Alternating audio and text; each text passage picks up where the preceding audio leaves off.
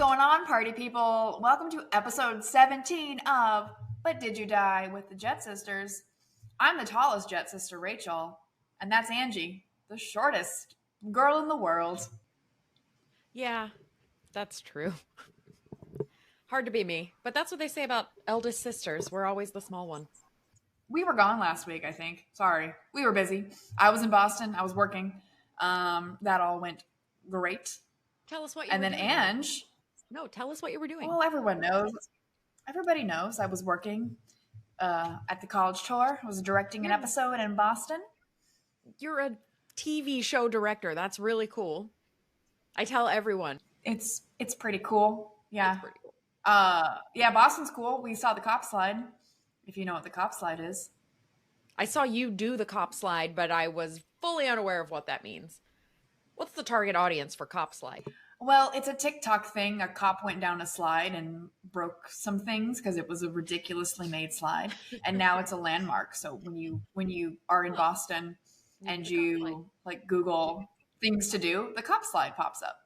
What a world. What a world we live in today. I tell you.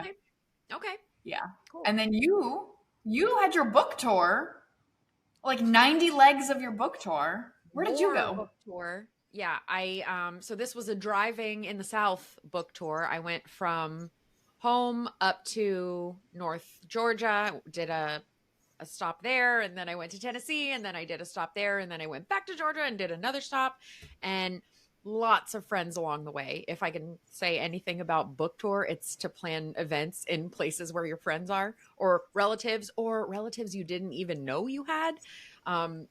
Met a cousin of sorts who was like, hi, by the way, I'm kind of related to you. And this is the best. So yeah, it was a lot of fun. It was really exhausting, but very much worth it. And always weird to sign books. And I brought my little bobblehead, which I don't even know where that is now. And it was just great. Yeah. Again, sorry, I missed that. Peter was graduating, so I had to go to Auburn right after Boston, but you didn't need me. Everything went well. I do have more book tour happening, but it's not thus far, not till later in the summer. I've got a date in Puerto Rico, and then I'll probably have some more Florida dates, and then we'll just see what happens. You know, it's all up in the air for now, and I'm tired, so I'm going to take a nap.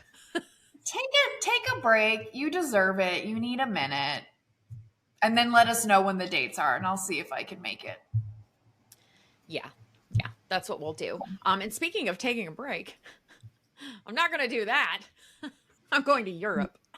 Oh yeah, we'll get to that later. We have a lot. We have a lot happening in this episode, so we're going to go straight to our travel news of the week. Sister, what'd you find? So check it out, pet lovers. The CDC just announced new restrictions for dogs traveling to the U.S. So what this means is it could be harder for people coming back to the U.S. with their pets, or if you're trying to adopt a pet internationally, which I didn't realize was such a big thing.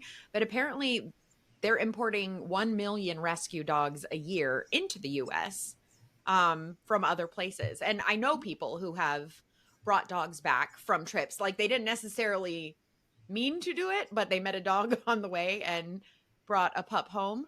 But then there's also people, I know someone whose dad traveled to Mongolia to get 2 rescue dogs. So, I mean, that's an extreme example, but yeah, people do that.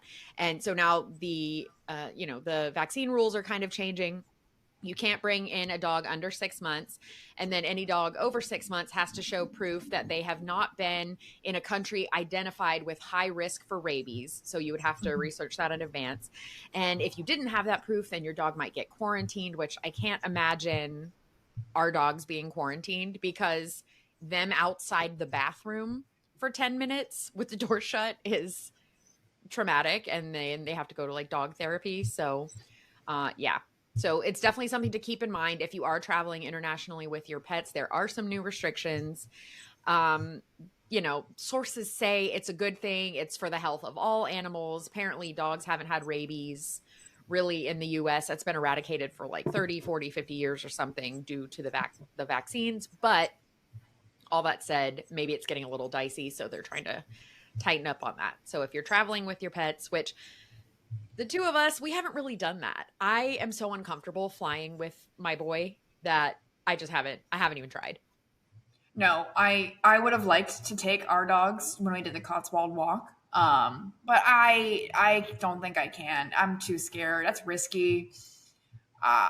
No, it's a no. I just feel like I'll never do it. there's so many risks. And so much could go wrong.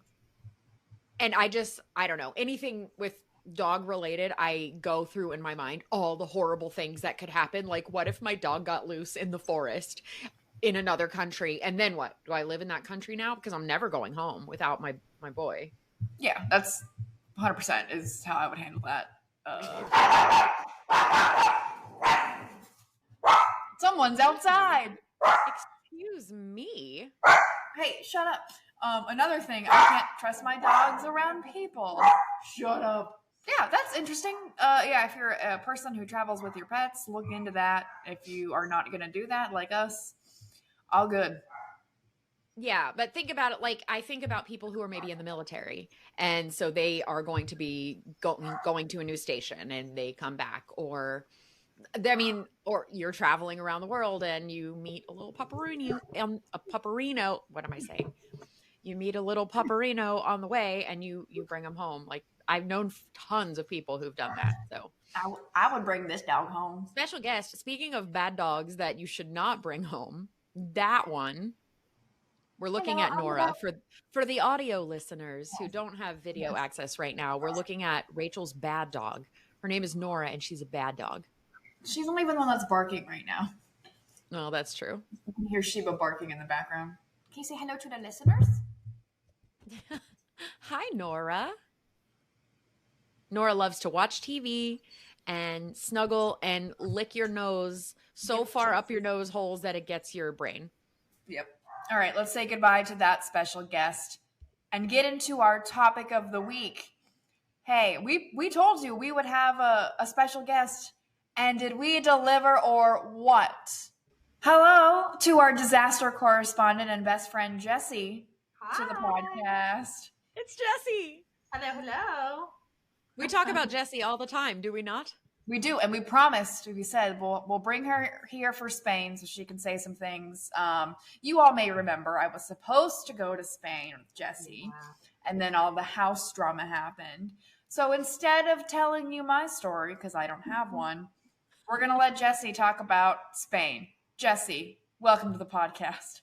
Hi, long-time listener, first-time caller. Excited to be here. But for real, I'm excited. All right, let me ask you the first question. Everyone's dying to know. What made you choose Spain? Well, I speak Spanish because I lived in Peru for a bit. So I've gone to South America a lot, but wanted to mix it up, do something where I feel comfortable because I know the language. So I looked into, I've always wanted to go to Spain, and then Madrid was an easy direct flight, no layovers. So that honestly, I don't like layovers that much internationally. So I could just hop on the plane and be there in 10-ish hours. So that was a big factor of it. And then just reading, like everyone said, Madrid is so safe and beautiful and the food's great. And that was all true. So I knew I might be solo for a bit on the trip. So wanted to choose somewhere where I wouldn't be scared by myself. So it was kind of an easy choice. I was between Barcelona or Madrid and knew that I wanted to take a little side quest to Valencia, and it was pretty easy to get there. So yeah, it was a good choice, and turning 30, so that's why it was the big reason to go celebrate my 30th. Listeners, we talk about Nick a lot, who is Jessi's husband, and he's the guy with the flights. So a lot of Jessi's travel, and I'll lump myself into this too. A lot of our travel is focused on where can we go direct, so we can actually do it. And Jessi, I don't know if everybody knows that you live in Dallas area. Yeah. So your airport is great. You can get anywhere from DFW. Let's talk about Spain culture and what you did in Spain. Like what were the highlights to you of the things you did? I feel like Spain culture is my culture. Like I loved it. It's so like easy breezy, no big deal, like nothing, no drama. So the way we did it, just because it was kind of a no stress trip for me. I know some people would want to have a full itinerary, but the way that I did it was, got up in the morning, slept in as much as we wanted, got up in the morning, did some sort of morning activity, whether that was a tour or going to see a park or a museum or something. Got some tapas, some little snacks. It's a lot of like snacking, that culture. It's a very snacky culture, not a lot of huge meals. If you are going to have a big meal, it's at lunchtime usually, around 1 or 2. I did that and then came back and took our little siesta, which is what everyone else is doing too. So we did that, and then we wake up at around like. That is so your life. Every day that I hang out with you, yeah. If you don't have a nap, you're cranky. You're like a baby. I have to be horizontal for at least an hour during the day, and so that was perfect. She's a Spanish baby. That's right. And then, a very specific nap time. Exactly. No, it's true. What is it? Like 1 here, we're getting there. We're getting to nap time. But yeah, so then wake up, don't let yourself jet lag. You can sleep into the night. You got to be disciplined to get up. We got up around like 5:36 and did the nighttime stuff. And nighttime is when Madrid like comes to life. That's when during the day, everyone's chill. It's whatever. But at night, it's a lot of, drinking wine, sangria, whatever you want to have, eating tapas, playing games, seeing things like I would say everything is shifted back like 2 hours. So if you normally eat dinner at 6, you're going to eat at 8 or 8:30. And that's kind of an early dinner in Spain. You're probably not going to be back at your hotel room until noon or 1, but that's fine. Like that sounds like you're getting back in the middle of the night, but that's really not. Like that's like getting back at 10, like in America. I feel like everything's kind of, which helps with the jet lag, it's not as, with that shift that helps. So it's just an easy breezy culture. Everyone was so nice. Like I chose it because I wasn't gonna be nervous about the language, but I didn't need to be. Everyone in Madrid spoke English. Like they appreciated that I tried, I would start in Spanish, but they heard my accent and could tell and we're fine with English. It wasn't like you tourist, kind of thing. So everyone was just so kind, and it's a great culture. It's awesome.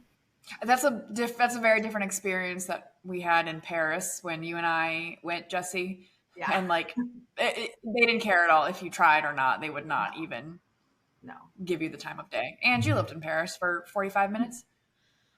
For 6 weeks. I definitely I was there like perfecting my French actually, and that wasn't happening because you start and they're like no ice cream for the American, right. And it wasn't rude necessarily. It's just they're like, please don't waste my time with your practice French. Let's just get on with it. In Spain, like there was a couple times where I'd like start in Spanish and then get nervous or feel like maybe they didn't understand. They're like, no, keep going, like practice, it's good. Like they're so sweet. Everyone was so nice. I like that. That's very nice. I know you stay at Airbnbs a lot. Yeah, I love. And did you do that this time? Yeah. So we did both. So checked in to an Airbnb when we got there. I don't think where we stayed was a mistake. Like I left a great review. Everything was great. It was like if we went to New York and stayed in Times Square. Like we somehow chose, like I thought, like all the reviews were like great in the middle of everything. I realized quickly that's maybe a negative for me. It was just so like the moment we walked out of our Airbnb, it was just like we were in Times Square. Like it was just, we stayed right off Plaza Mayor, which means like the main plaza in town. I was like, that's great. It'll be great. We were on it like right there, and tours would go by. Like apparently our building was a part of a tour, so it was just there were people out, which for some people they would like that. They want to be in the hustle and bustle of the city, but everything about the Airbnb was wonderful. Like the host was great. It was clean. The apartment was beautiful. The view was beautiful, but you just have to know, like, just because it says it's like a great location, it is technically a great location and some people love it. But for us, it was a little, that kind of sounded negative. It was awesome. Just, I didn't know that city center is legit. Like I'm in Times Square. Like it's crazy. So here's a question. Knowing what you know, if you were going to go back to Madrid, is there a different neighborhood that you would have preferred to stay in now that you've seen it all? Yeah. So luckily we stayed there and then we left and went to Valencia, and then we came back and had, mine got extended, but a couple more nights. So we did get to bounce around to other neighborhoods and definitely would have stayed. There's a plaza. I feel like Spain is kind of different neighborhoods are centered around their plazas, so like kind of like town square situations. And so there's one called Plaza Santa Ana, which was just, it was like you're in a movie. It just, we sat out on the courtyard and played cards and drank sangria, which I say sangria, actually there they like Tinto de Verano, which means summer wine, but it's like a wine cooler they make. So during the day you drink Tinto and you're chill, you have like a nice vibe, and then at night you switch to sangria because that has liquor in it. So just to let you know, if you go, I'm so It mad makes at me want to have a picnic. I know. yeah, yeah. So Plaza Santa Ana, anything around there is just delightful. We literally would be like, we need to go explore new places, and we always ended up back there. We'd go to the new place for like, oh, this is cool, we saw it, and like, you want to go to Santa Ana? I'm like, yeah, I do want to go to Santa Ana. So just lovely. I mean, that's the best. That's the neighborhood I absolutely would have chosen. Actually, we planned to stay in just like a cheapy airport hotel because we had to be up so early for our flight the next morning, and we were like, we're gonna cancel that hotel and have a night in Santa Ana. So we rebooked just to have like one night in the neighborhood that we loved so much. So that's nice. And that was all in Madrid, right? Yeah, all this is walkable. So like it sounds like different neighborhoods, but really like it's 5 blocks down. So none of them are that different from each other. It was just something about the vibe of that plaza was just so nice. So that's definitely my favorite neighborhood. And then you trained over to Valencia and stayed at an Airbnb there?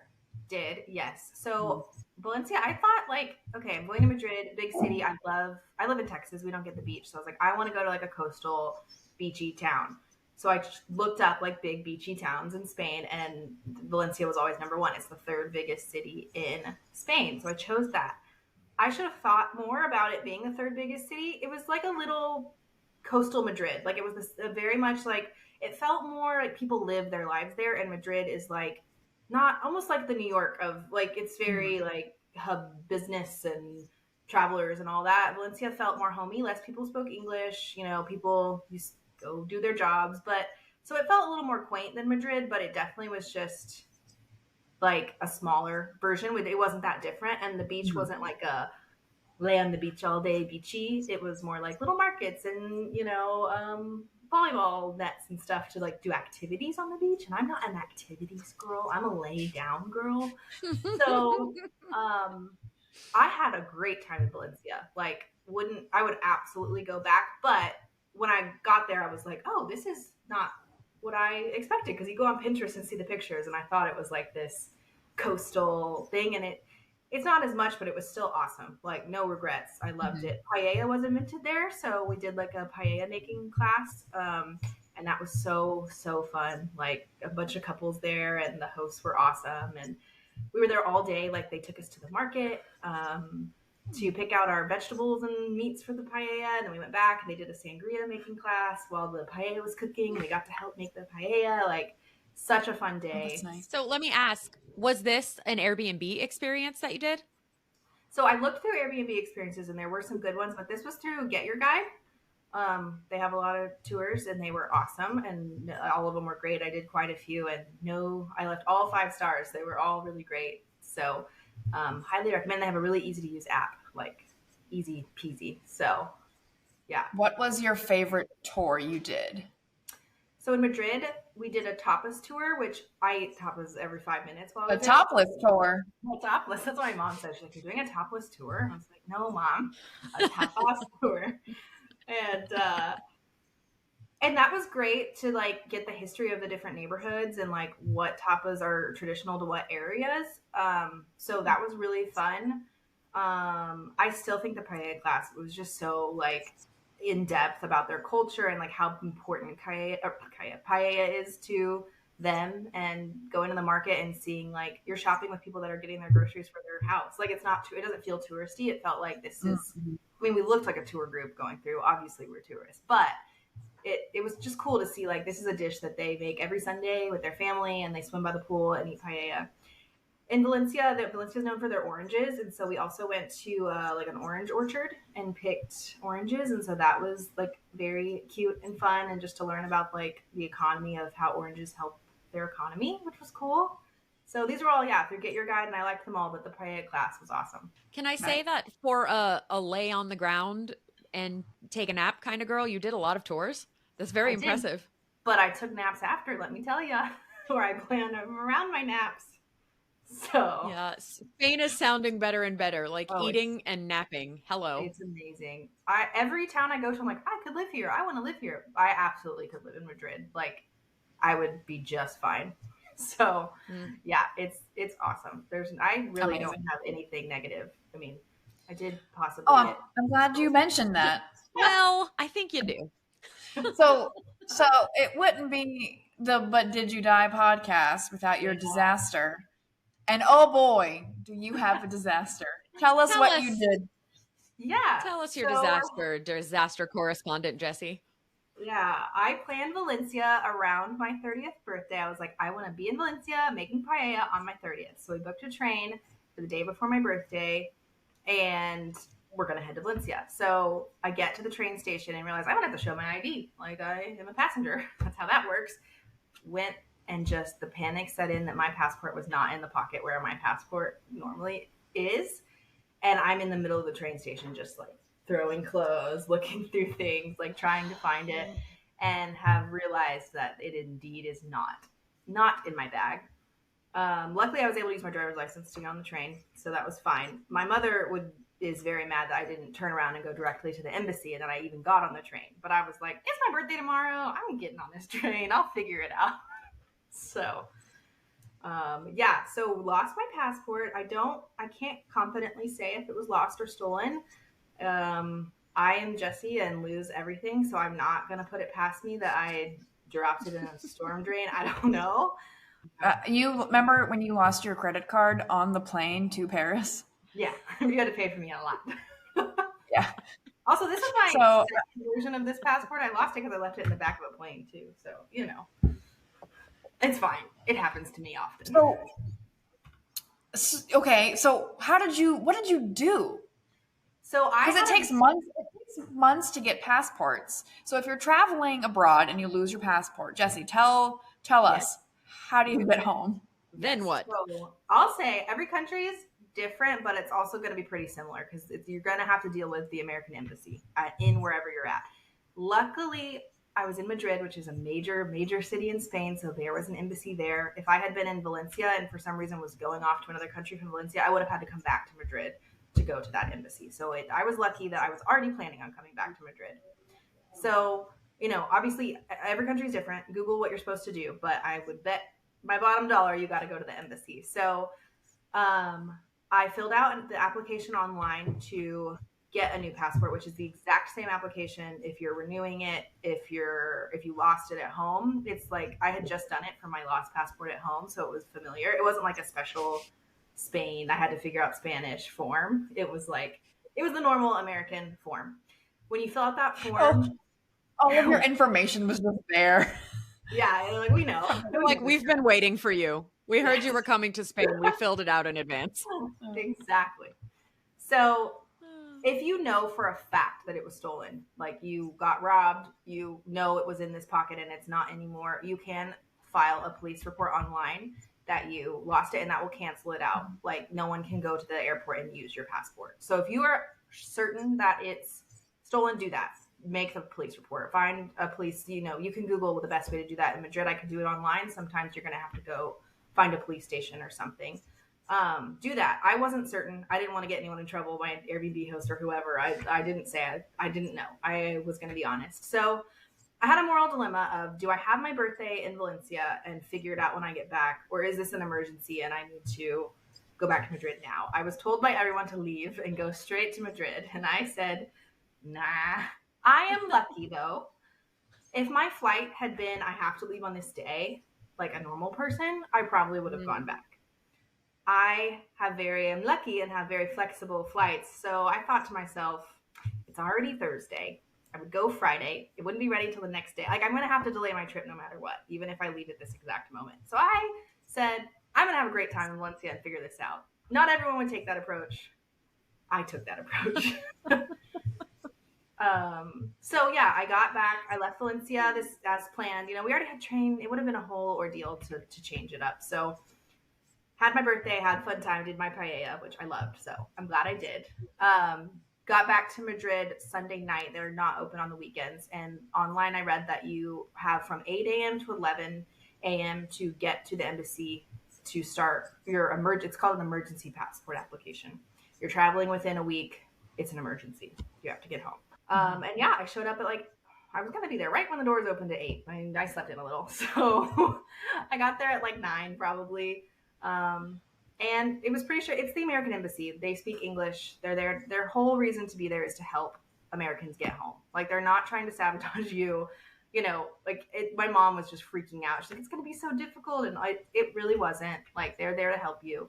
So I waited for my number. It took about 30 minutes to get called. Turned in my application. They asked me some questions of how I think I lost it, all that kind of stuff. And then they handed me my paperwork back and said, be here tomorrow at 8, between 8 and 11, you'll get to pick it up. So it was a 24-hour turnaround. The catch is that it is not a passport you can use forever. A lot of countries don't accept emergency passports. So if I had been going other places in Europe, probably wouldn't have been able to go with this emergency passport. And it's only good for a year.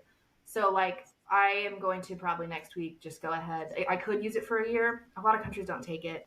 It's purple and gold. It doesn't look real. And so, yeah. How much did it cost? It's an emergency passport. It's not forever.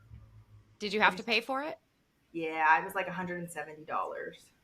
So okay. Fine. Pay that. I mean, listen, considering how bad that could have been. It could have been bad. Yeah. You really were right place, right time, right schedule. It all worked out.